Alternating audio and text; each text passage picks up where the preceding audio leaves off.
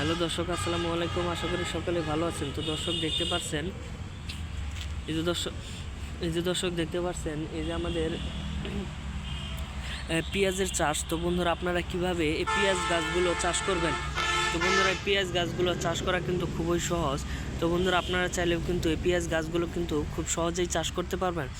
এবং এই পেঁয়াজগুলো চাষ করা কিন্তু আপনারা খুবই অল্প টাকায়, খুবই অল্প পরিশ্রমে কিন্তু এইগুলো পেঁয়াজগুলো চাষ করতে পারবেন। তো বন্ধুরা, আপনারা বাজার থেকে পেঁয়াজের কালিগুলো আপনারা প্রথমে কিনে আনবেন।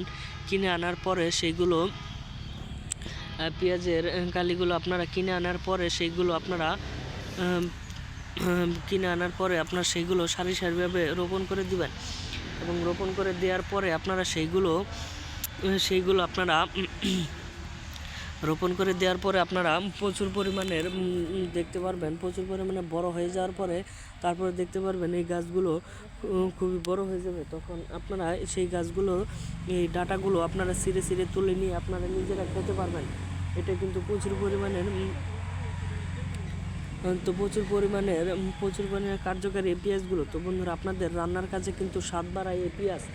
তো বন্ধুরা, আমাদের ভিডিওগুলো যদি আপনাদের একটু ভালো লেগে থাকে তাহলে অবশ্যই চ্যানেলটি সাবস্ক্রাইব করে দিবেন। ধন্যবাদ সকলকে, সকলে ভালো থাকবেন। আসসালামু আলাইকুম।